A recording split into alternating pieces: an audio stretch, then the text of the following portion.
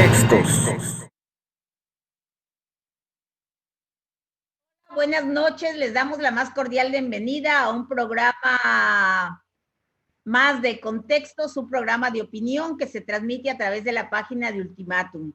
El día de hoy me acompaña el maestro Gilberto Zavala, el maestro Ricardo del Muro, espero que pronto nos acompañe porque creo que tiene problemas del internet.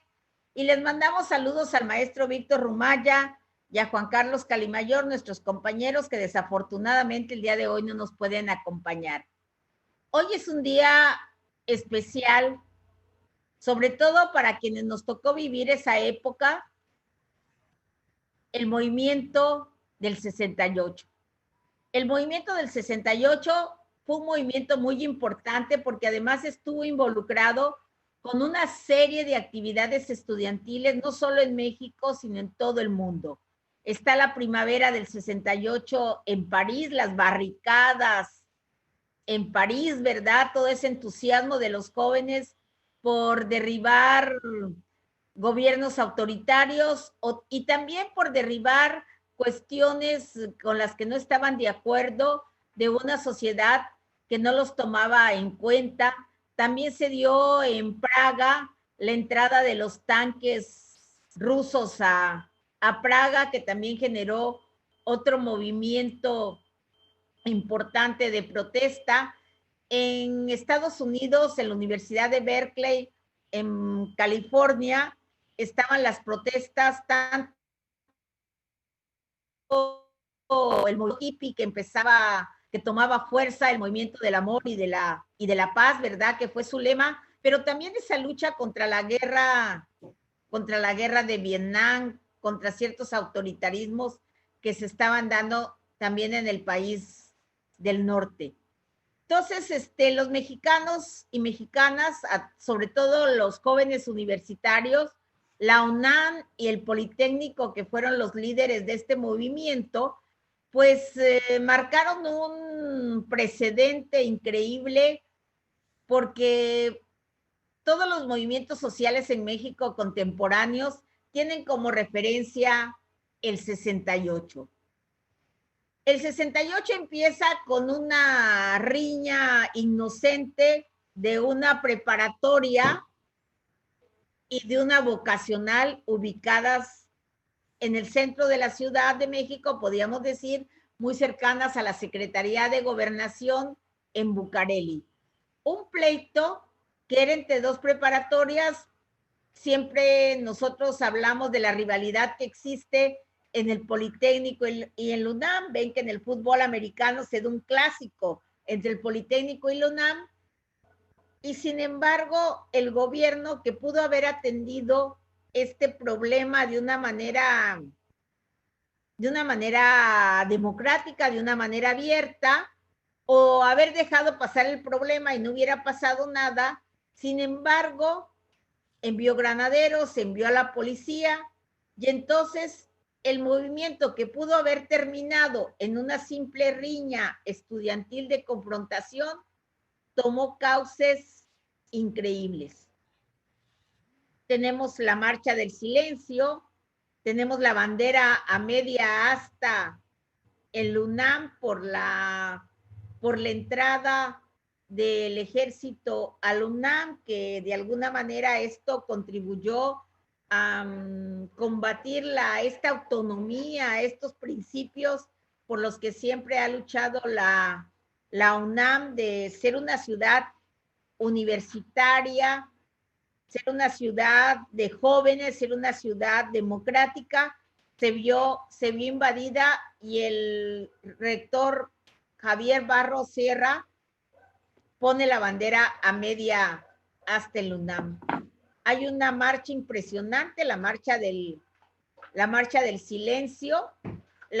Se involucran padres de familia en el movimiento del 68, se involucran autoridades universitarias, se involucran docentes, se involucran universidades privadas. Por ejemplo, la Ibero tomó una parte muy activa en el movimiento del 68, también la Carlos Septién García, que había sido una pequeña escuela de periodismo fundada por la Asociación Católica Mexicana, y está situada hasta hoy día atrás del Caballitos, muy cerca de Reforma. Mimeografiaban panfletos, repartían panfletos, y entonces un montón de universidades, tanto de la Ciudad de México como a nivel estatal, se involucraron. Y sobre todo yo como mujer quisiera hacerles un especial situación respecto a la participación de las mujeres. Las mujeres participaron activamente en el movimiento del 68. Todavía actualmente muchas de ellas, sobrevivientes de esta situación, se quejan de que el movimiento del 68 es visto como un movimiento de hombres, pero sin embargo las mujeres tuvieron una participación muy importante. Algunos recordarán la presencia de Rosaluz Alegría, que en esos momentos era pareja de Marcelino Perelló, uno de los líderes del 68. Rosaluz Alegría fue la primera mujer secretaria de Estado en México, fue secretaria de Turismo con López Portillo. Y hay unas frases increíbles del movimiento del 68, ¿no? Hay unas que nos parecen frívolas, ¿no? Como el cáncer produce, la virginidad produce cáncer, vacúnate. O, por ejemplo, estudiantes de veterinaria vacunen a su granadero. Pero hay otras con una profundidad como prohibido, prohibir. Y todo México se vio involucrado. Estaban muy próximas las Olimpiadas del 68.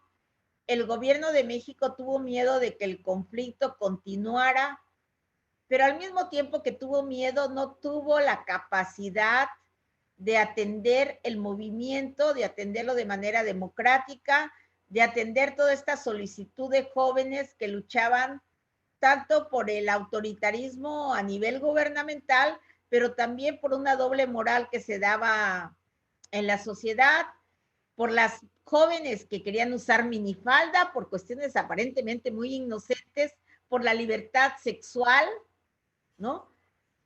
Por muchas razones los jóvenes se sublevaron. Y era una época donde la música tuvo una importancia increíble. Teníamos a los Rolling Stones que acababan de sacar un disco, Simpatía por el Diablo, que fue un disco icónico de la época. Estaba de moda Ed Youth de los Beatles y Janis Joplin y una serie de grupos que hicieron época y que marcaron una pauta en la música, estuvieron presentes en esa época. Entonces, toda esa década de los 60 fue una década muy simbólica para los jóvenes. Antes de feminista creo que fui joven y pues ahí estábamos en la secundaria, en el segundo año, íbamos a ingresar al segundo año de secundaria del ICACH. Las clases empezaron mucho tiempo después, yo creo que con el objeto de evitar que los jóvenes estuviéramos unidos, era más fácil si estábamos en clases, pues reunirnos y hacer protestas, y eso era lo que temía, eso era lo que temía el gobierno. Pero es importante que hoy quienes no vivieron este movimiento, quienes estaban muy jóvenes, lean sobre el movimiento del 68, porque por primera vez los jóvenes universitarios tomaron la batuta y se rebelaron y perdieron el miedo. Muchos jóvenes perdieron la vida en el 68, muchos jóvenes perdieron la vida en esta masacre que se dio el 2 de octubre, y no solo jóvenes, sino también personas mayores que estuvieron acompañando a los jóvenes. Por ejemplo, la periodista Oriana Fallaci, una periodista italiana distinguidísima que a mí me encanta. Ella era muy buena para las entrevistas, estuvo a punto de morir en Tlatelolco, ¿no? Porque estaba cubriendo la nota de Tlatelolco. Después han surgido muchos libros, muchas películas sobre el tema. Está La Noche de Tlatelolco de Elena Poniatowska, la película Rojo Amanecer. Ya hay otros poemas. Jaime Sabines tiene un poema sobre Tlatelolco, ¿no? Sobre el 68. Rosario Castellanos estaba ahí también presente, o sea, muchos estudiantes chapanecos como Javier Molina, un distinguido periodista de la jornada chapaneco que actualmente vive en San Cristóbal de las Casas, tomó una participación muy importante en el movimiento. Entonces, sí, yo invito a quienes nos escuchan, a quienes son nuestro auditorio el día de hoy, que volteen la mirada al 68, porque fue un movimiento importantísimo y que sentó un precedente, y yo creo que contribuyó a derribar muchas barreras. Contribuyó a derribar la barrera de la sexualidad, muy importante, con las mujeres también participaron en ello, y también contribuyó a que las mujeres ingresaran en un mayor número, en un porcentaje mucho más alto a la universidad, ¿verdad? Que hasta el momento había sido, pues sí, ya las mujeres estaban presentes en la universidad, pero no de manera mayoritaria como hoy sucede. Y también se sentaron precedentes nuevos sobre la participación de los jóvenes en las asambleas universitarias. Esto fue un movimiento de jóvenes y para los jóvenes. Ellos fueron los héroes de este movimiento, y también intelectuales como Elide Gortari, como Revueltas, como Siqueiros estuvieron presentes, y les tocó junto con los jóvenes padecer los rigores de la cárcel. Esperamos que no se presente una situación nuevamente así, que desde el gobierno, ¿verdad? Desde el Estado, se tenga la sensibilidad, se tenga la apertura para atender este tipo de movimientos que, si no se atienden de la raíz y si no se les da su verdadero, cuál es el origen del problema, pues pueden ser un polvorín y pueden desencadenar situaciones peligrosas, ¿no? Por ejemplo, del 68, posteriormente se derivó el movimiento de la Liga 23 de septiembre, ¿verdad? Que la Liga 23 de septiembre ya fue un tema mayor, ya fue un tema en que se tomaron las armas, se dio la situación de Madera en Chihuahua, ¿no? Toda esta década de los 60 fue icónica en México en las luchas contra un gobierno que se consideraba autoritario y que había que derribar desde la raíz. Creo que el 68 fue un movimiento que impactó las estructuras del poder en México. Okay. ¿Qué opina, maestro? Gracias, maestra Queta. La verdad es que, bueno, yo conozco del 68 muy poco, y básicamente tiene que ver con lo que uno ha encontrado en los libros de texto, ya en la secundaria, un poco en la normal.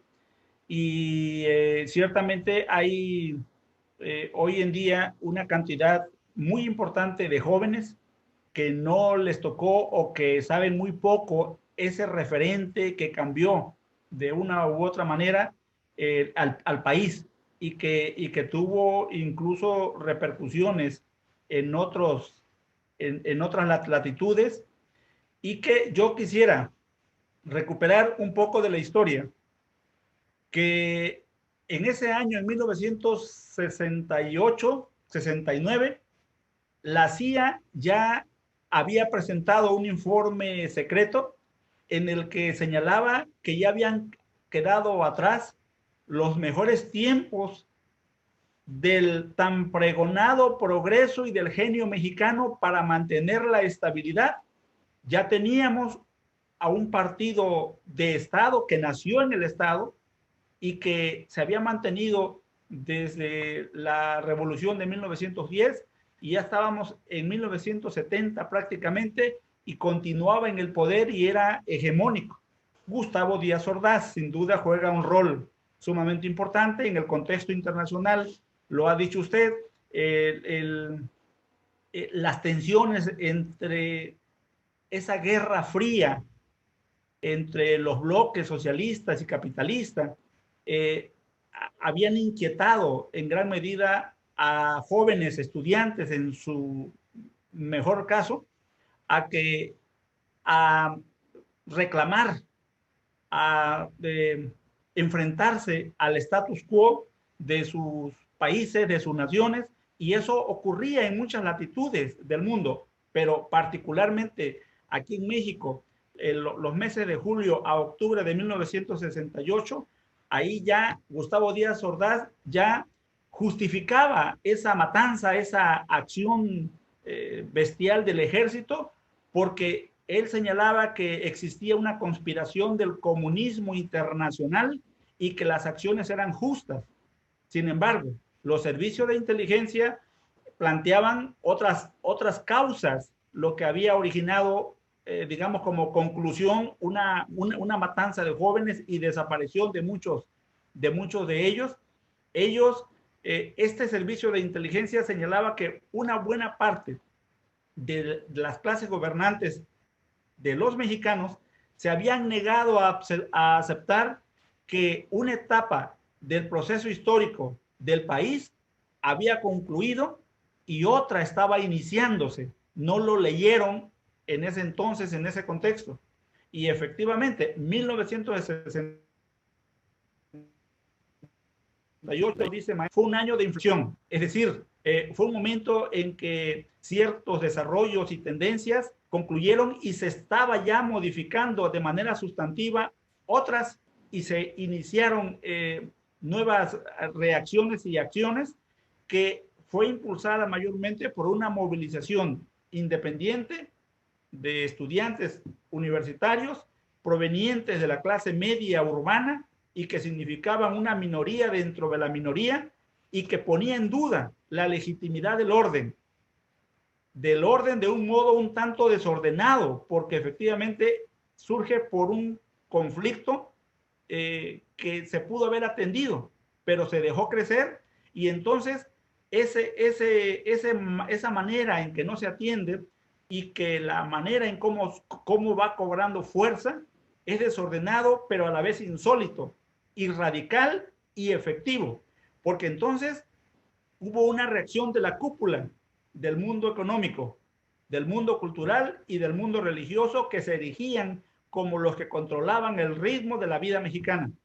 Y ese representó, este movimiento, un desafío intolerable porque lo consideraban peligroso. Peligroso porque significaba un reto para el presidente, para la estructura de poder, para la autoridad y para los que gozaban de privilegios. Y si lo traemos hoy en día, esto mismo se está generando, pero ahora es desde adentro del poder, desde adentro del Estado mexicano. Hay un desplazamiento, hay un cambio, y que efectivamente ese cambio no se alcanza a entender. Ayer nos tocó participar en esta misma mesa con Víctor Rumaya, que ya está aquí presente, y los otros compañeros, el tema del fallo de la Suprema Corte. Entonces, 1968, un movimiento, un desafío, una negación de la legitimidad, una negación del orden real del sistema autoritario que existía en México, y un partido de Estado que había monopolizado el poder. Y hoy hay condiciones para decir que un nuevo partido pretende también consolidar y monopolizar el poder. Y esto es lo que a México lo tiene insosiego, lo tiene inestable. Hay efectivamente un fallo que en la percepción social le da todo el poder al presidente, el poder ejecutivo, el poder legislativo, el poder judicial, y que hay quienes ven que esto se puede desbordar. Pero como yo sé menos del tema, y ustedes son los que saben, por supuesto, pues aquí está Víctor. Me gustaría que el maestro Víctor pudiera ilustrarnos al respecto del movimiento del 2 de octubre de 1968. Bueno, yo agregaría también que no solo fue contra la estructura del poder del Estado, ¿no? Los jóvenes también querían tener su propia identidad y fue una rebelión contra la situación familiar, ¿no? Por ejemplo, las mujeres, por salir de su casa, por ingresar a las universidades, por libertad, por usar minifalda. También hubo una revolución en el aspecto de las modas, el cabello largo que trajeron los Beatles, ¿verdad? Y que trajeron los grupos de rock de la época.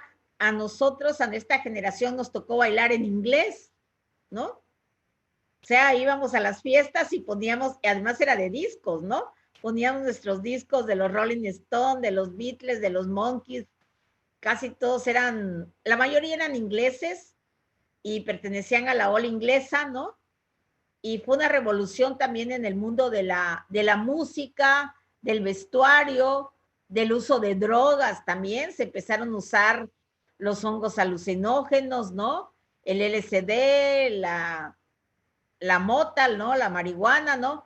Fue una revolución sin precedentes en todas las estructuras, no solo las estructuras del poder político, sino también las estructuras que eran monolíticas de la familia mexicana, ¿no? Eso también es importante señalarlo, ¿no? Y visto que está recién llegado, pues consideramos importante, ¿verdad?, no dejar pasar el tema del 68. Sí, como no, muy buenas noches, amigos. Muy buenas noches, ¿qué tal? Buenas noches, Gilberto, ¿cómo estamos? ¿Todo bien? Bien. Bien. Buenas noches a los que nos están escuchando. Fíjate que, bueno, pues yo no viví en el 68, estaba muy, muy pequeño, pero sí me suscribo yo, resultado de una cultura del 68, porque creo que es un fenómeno que nos impactó a las generaciones posteriores y que nos sigue impactando.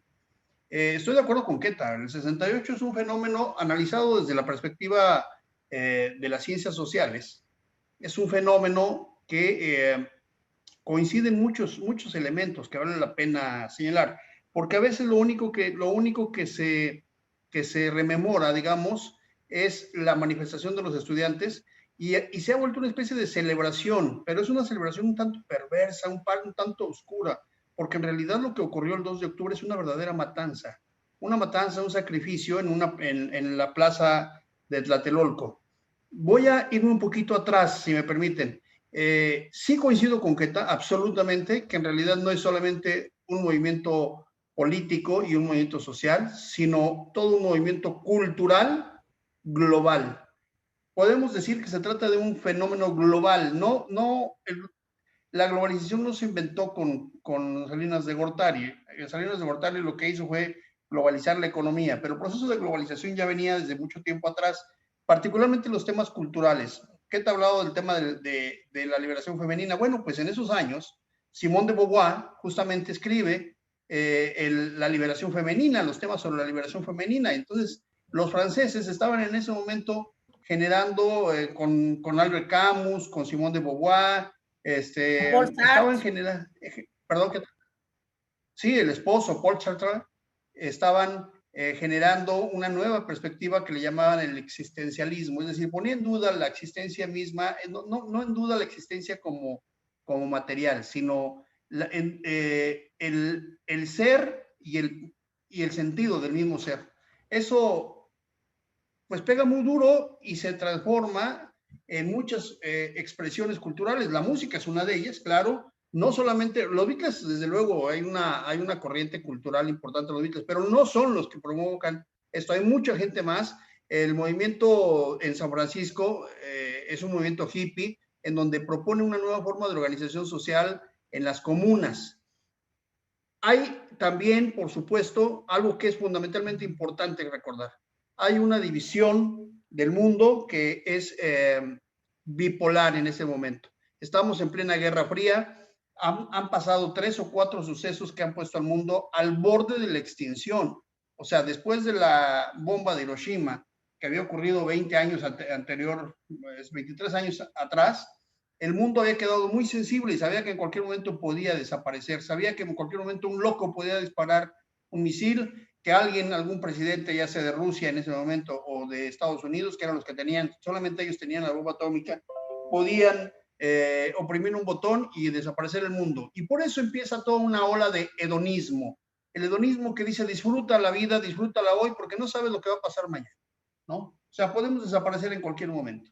Y sí, efectivamente, después en la Guerra Fría, pues hubo episodios muy, muy importantes. Uno que nos toca a nosotros yo digo, quiero traer este fenómeno a lo que de alguna manera nos toca en México y en América Latina. Es, por ejemplo, la crisis de Bahía de Cochinos y la crisis de los misiles, que nos toca con Kennedy. Luego, la propia muerte de Kennedy, la revolución cubana del 59, del 1 de enero del 59, la crisis de los misiles es del 62, la muerte de Kennedy es en el 62, en noviembre del 62. La invasión de Estados Unidos a Vietnam empieza en los años 61, sigue Kennedy. 11 años hasta el 73 que se culmina y que hay una ola de protestas. Y en Estados Unidos también hay una presencia muy importante porque está también el auge de la revolución de los derechos civiles. Sí. O sea, en el 68 también es un año en el que asesinan a Martin Luther King. Un año antes habían asesinado a otros líderes de la vanguardia de los derechos civiles en Estados Unidos. Y bueno, pues hay todo un proceso, digamos, global, cultural, político, de reivindicaciones de derechos humanos, reivindicaciones de libertades, reivindicaciones de nuevas formas de organización. Y eso en México pega. Y pega en 1966 con una primera huelga de médicos. Médicos. En 1966. Y los ferrocarrileros también, ¿no? La huelga de los ferrocarrileros. En el 66 inicia una huelga de ferrocarrileros, ¿qué tal? Y luego en el 67 se unen, ahí es donde algo que sucede que es muy importante para México, porque por primera ocasión se unen un sector urbano, que eran los obreros, que en México, digamos, no habían tenido una presencia relevante para la construcción de la sociedad, porque en realidad México había sido los años anteriores, en el momento revolucionario, prácticamente campesino. Pero en el 66, a partir del 66, hay muchos movimientos urbanos. Los movimientos sindicalistas son movimientos urbanos.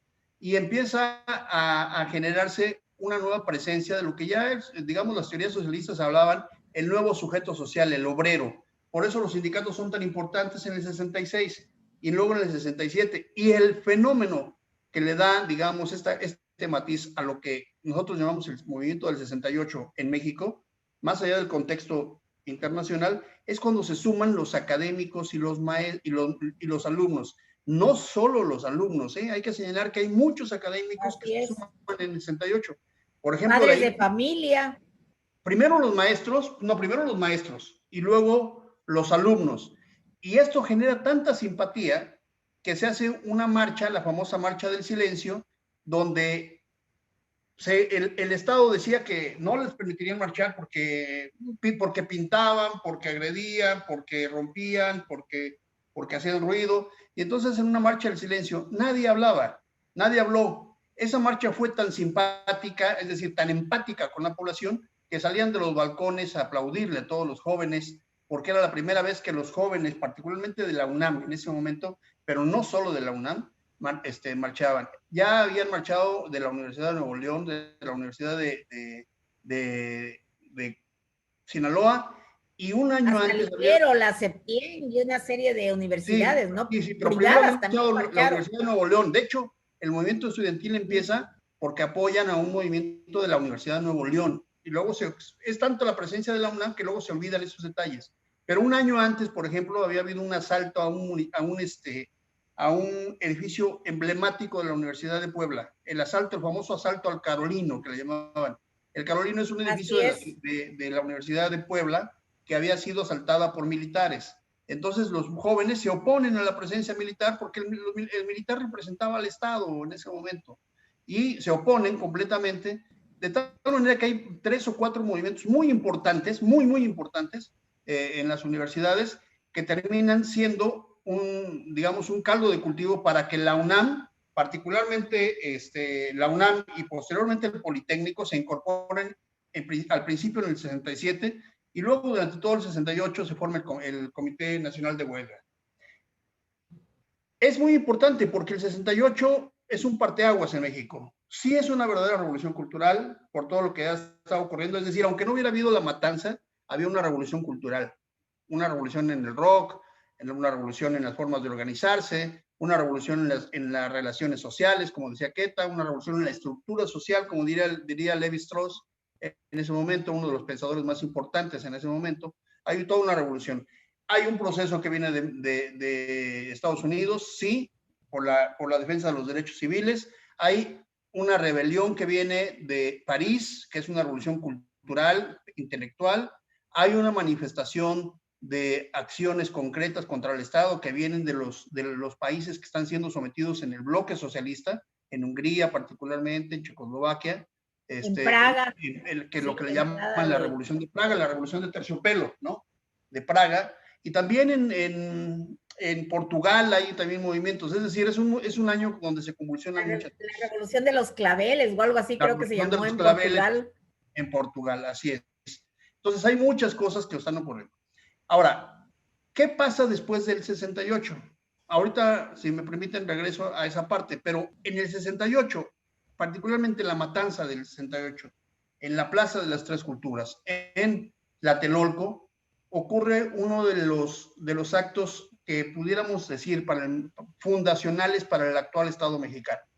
O sea, la matanza es a la vez un acto de sacrificio, un acto despreciable por parte del Estado, un acto deleznable socialmente, un acto escrutable por parte de la sociedad hacia el Estado mexicano. Es un acto funcional, hay que pensarlo así, porque a partir del 68 se empiezan a repensar muchas formas y me parece que es un acto revolucionario. Hoy en el gobierno se habla mucho de que están haciendo una revolución. Esa es una verdadera aberración. La revolución no se puede hacer desde adentro. Las revoluciones se hacen desde afuera. Desde adentro se hacen reformas, porque posees el poder para hacer las reformas. Desde afuera se hacen las revoluciones. Y a mí me parece que el 68 marcó justamente el inicio de una revolución de pensamiento en México, una incorporación de nuevas formas de entenderse y también una nueva ruta de cómo construir un nuevo Estado. ¿Qué pasa después del 68? De esa matanza atroz, terrible, que ya ha sido, digamos, no solamente condenada, sino además ha sido también documentada y ha sido el orgullo de, eso sí, de los conservadores, ahí sí, esos sí son los verdaderos conservadores, el orgullo de los conservadores y, por supuesto, la bandera de todas las luchas sociales de mucha gente y de muchas generaciones posteriores. A mí me tocó estar en la universidad en los 80s y, por supuesto, el 68 para nosotros era un punto de partida, intelectualmente hablando y además en términos también de manifestaciones. Pero ¿qué pasa después del 68, Gilberto? Y Queta, si me permiten una segunda ronda, yo haría una propuesta, no una propuesta, sino un recuento de qué nos deja el 68. Bueno, sí, yo consideraría que importante también, por ejemplo, hasta ese momento, la mayoría de edad se alcanzaba a los 21 años, Díaz Ordaz, queriendo congraciarse con los jóvenes, reduce la mayoría de edad a los 18 años, y luego su sucesor, Luis Echeverría, que en ese momento era secretario de Gobernación y al que también se le atribuye pues participación en esta situación del 68, en la toma de decisiones, pues trata de congraciarse con los jóvenes e incorpora a muchos jóvenes a su gabinete, ¿no? Es la incorporación, sí, es la participación de jóvenes que hasta ese momento no habían sido tomados en cuenta. Por ejemplo, aquí en Chiapas entra de diputado federal Leonardo León Serpa, que recientemente falleció, no tiene mucho, que pertenecía a un grupo de jóvenes conocidos en Chiapas como la Banda del Pañal, que también fueron impulsores del proyecto de la universidad, de la UNACH. Ellos participaron muy activamente en la fundación de la UNACH. Entonces, Leonardo León Serpa, que no sé cuántos años tendría en esa época, tal vez 28 o 30 años, fue diputado federal, fue uno de los diputados federales más jóvenes hasta ese momento en Chiapas, ¿no? Las estructuras del poder residían en personas mayores, a los jóvenes no se les tomaba en cuenta, y por primera vez el Estado mexicano, los gobiernos, ¿verdad?, consideran importante la incorporación de jóvenes al movimiento. Uno de ellos es Ignacio Valle, que hoy precisamente pertenece al gobierno de Morena y está ocupando lo del sistema alimentario, ¿no? ¿Cómo es que se llama? El nuevo proyecto, de donde está Diconsa. ¿Eso? Ahí está Ignacio Valle, ahorita en estos momentos dentro del gobierno de Morena, y él fue incorporado por Luis Echeverría, en esa época Ignacio Valle muy joven, ¿no?, al gobierno de Luis Echeverría. También participaron Javier López Moreno y otra serie de chiapanecos, políticos muy destacados que en ese tiempo pues estaban iniciando. Carlos Pereira. ¿Sí? Y fueron incorporados. Carlos Pereira, mi tío. Y fueron incorporados sí. a este movimiento. Creo que el movimiento del 68 seguirá siendo por mucho tiempo un referente icónico, ¿no?, de la presencia de los jóvenes en una revolución, ¿no? Pero a ver, sí. ¿Qué nos deja? Déjame decirte, a ver, ¿qué tal? El que hayan bajado la edad de los jóvenes de 21 a 18 años no era para congraciarse con la juventud. En realidad era para que el Estado pudiera tener capacidad de meter al bote a los jóvenes. O sea, porque cuando tenían 19, 20, 21 años no los podían someter a juicio. Entonces estaban las famosas correccionales, ¿sí? Entonces, a partir de que bajan la edad a los 18 años... Los tribunales de menores, recuerdo. Los tribunales de menores, ¿no? Es decir, el Estado... Porque, fíjate, hay una idea que después de eso el Estado se ablanda, y no es cierto. El Estado en realidad se hace todavía más radical. Déjenme darle algunos datos. Primero, se proscriben todos los conciertos musicales. En México traía una tendencia, digamos, de conciertos, porque no es solamente el 68, es decir, no solamente el 2 de octubre, sino el 10 de junio del 71, el famoso Jueves de Corpus, donde enfrente de la ESCA, Santo Tomás, se reprime y de manera brutal, y creo que hay más muertos incluso que en la del 68, pero nada más que no ha pasado con esta presencia. Hay muchos muertos y heridos.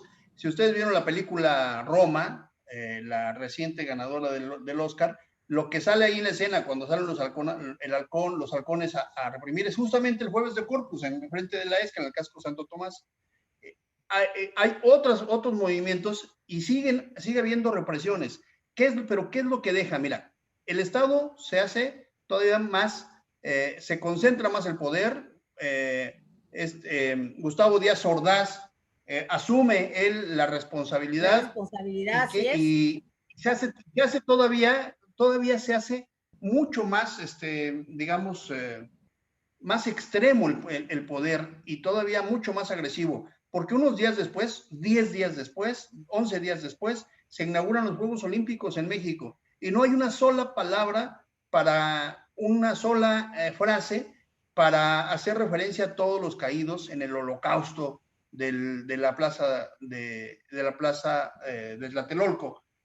Cuando se empieza a hablar de la muerte, del sacrificio y del asesinato de Tlatelolco, es hasta varios meses después, cuando Elena Poniatowska, Luis González de Alba y algunos más empiezan a escribir, y en la UNAM sigue estando todavía la huelga. Es decir, la huelga en la UNAM no paró en el 2 de octubre, siguió la huelga, y muchos de ahí son ahora funcionarios en el gobierno de Andrés Manuel López Obrador. Por ejemplo, yo recuerdo a Salvador Martínez de la Roca, Alpino, muy amigo de Claudia Sheinbaum, por ejemplo, que ellos vienen de esa tradición. Javier Martínez, de la Facultad de Ciencias, bueno, pues el búho, el famoso búho. Que no eran de ciencias sociales, sino eran de matemáticas y de física, ¿no? Muchos de los líderes, ¿no? Ellos eran de ciencias, sí. Guadalupe Martínez Lapita, por ejemplo, venían ellos de la Facultad de Ciencias. Hay toda una pléyade, digamos, de gente que participó ahí. Pero, a ver, ¿qué nos dejan? ¿qué es cómo se reestructura el poder después del 68? Una de ellas, la gran base social con la que se hizo el movimiento del 68 eran las casas de estudiantes. En muchos estados no había universidades. En Guerrero, en Chiapas, en Sinaloa y en muchas más no había universidades. Sí las había, por ejemplo, en Veracruz, sí las había en Sonora, sí las había en el Estado de México, sí había en otros lugares, pero en muchos estados, en Puebla, en muchos estados no había universidades, más de la mitad, Aguascalientes no había universidades.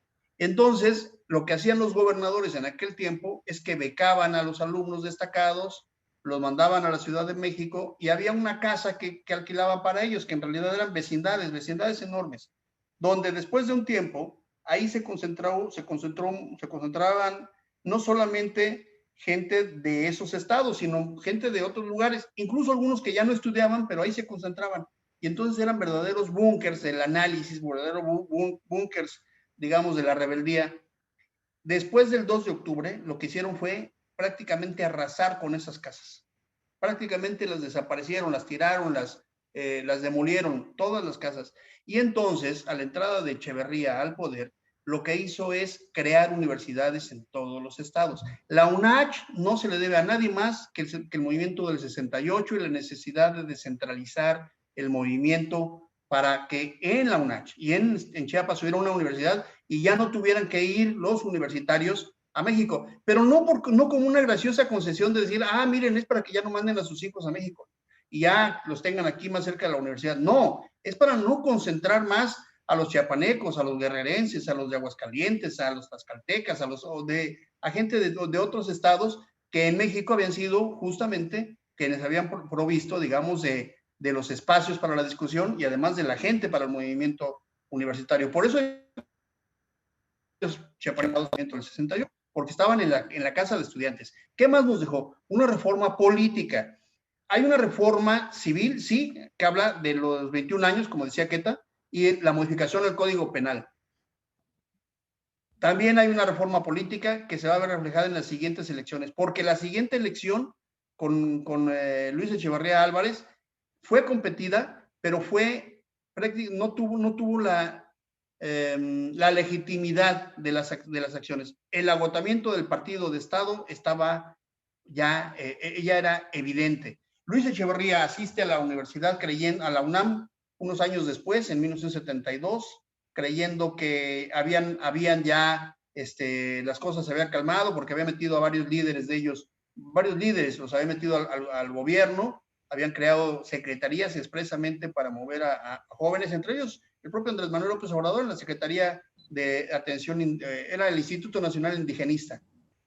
A varios maestros universitarios habían jalado a sus alumnos. Bueno, y no, lo que ocurre con Luis Echeverría es que lo corren a pedradas de la UNAM. A partir de ahí, perdón, en 1972, a partir de ahí, los presidentes no fueron a la UNAM durante muchos años, y de hecho creo que no han ido. López Obrador no ha ido a la UNAM siendo presidente, fue como candidato, Cuauhtémoc Cárdenas como candidato, pero no han ido a partir del 72, justamente porque una de las cosas que también ocurren es que las universidades, particularmente la UNAM, reivindican su autonomía. Es decir, eso también es el resultado del 68, reivindicación de la autonomía. Ya existía de manera formal, pero después de esto se convierte en una reivindicación con muchísimo más peso, en donde las universidades verdaderamente, particularmente la UNAM, sí reivindica su...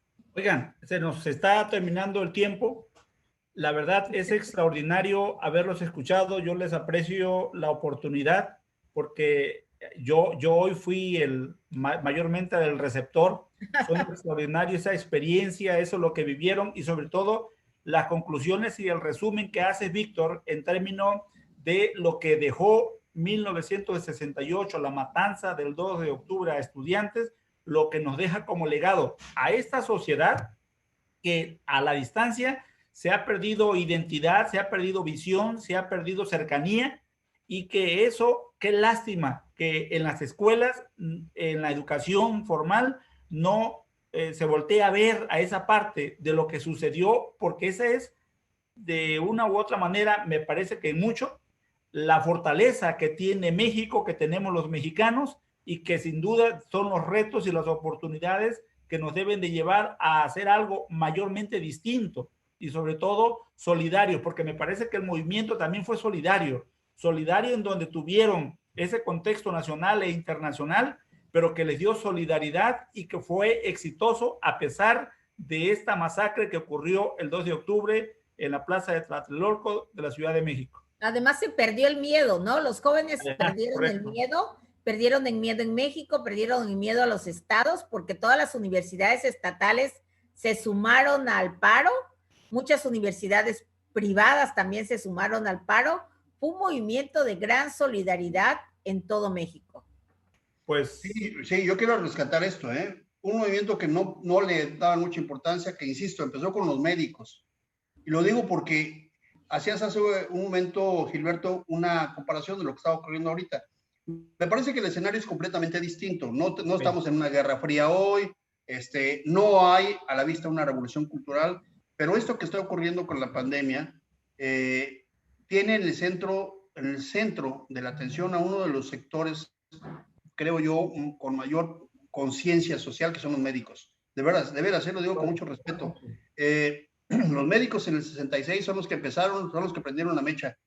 Hoy en México, desafortunadamente, los médicos están es el país con más médicos y con más enfermeras muertos en la pandemia. O sea, son, digamos, que el sector menormente, es decir, que han sido, yo creo que subestimados, no han sido bien tratados, no han sido bien apoyados en esta pandemia. Y eso hay que ponerle mucha atención, deberían de ponerle mucha atención, porque de verdad, sí, me parece que es un sector social muy consciente de las cosas. Qué bueno, ¿no?, que lo rescatas, Víctor. Fíjate que el miércoles visité las instalaciones del hospital de segundo nivel de Tla Gutiérrez y tuve la oportunidad de saludar a médicos, a enfermeras, y efectivamente tienes toda la razón. Hay indignación, hay impotencia por la manera como han sido tratados. Y fíjate, curiosamente, no están ofendidos por la sociedad, están ofendidos por el gobierno, por el Estado, pero también están reconociendo algo fundamental. Se sienten solidarios, se sienten fraternos, se sienten ellos unificados gracias al trato que se les dio, pero también se sienten incomprendidos ante una situación que para ellos todavía señalan que van a tener consecuencias porque están hablando de un estrés emocional, de un estrés familiar que merecen mucho más que ser atacados o señalados o perseguidos. Y salió el caso por lo del doctor Vázquez, no sé cómo se llama. Entonces, sí tienes razón, Víctor. Creo que los médicos hoy es un sector mayormente sensible al que hay que prestar atención. Y creo que estamos terminando. Bueno, pues muchas gracias a quienes nos escucharon. De verdad, gracias a ustedes. A quienes nos escucharon el día de hoy, ¿verdad? Es un tema que todavía nos duele a muchos y muchas que en el 68 fuimos jóvenes, ¿verdad? Yo, a pesar de que tenía yo 12 años, 13 años, iba a ingresar al segundo de secundaria, fui testiga desde Chiapas de todo este movimiento. Con mi papá nos poníamos a leer los periódicos que en Chiapas en esa época llegaban un día atrasados, ¿verdad? Pues la televisión no aportaba mucho en esa época, estaba cooptada por el Estado. De ahí se derivó precisamente el movimiento que después fue de Excelsior de Scherer, ¿no? Y la salida de Scherer y Proceso y el 1+1 también tuvo repercusiones en una nueva prensa, ¿no?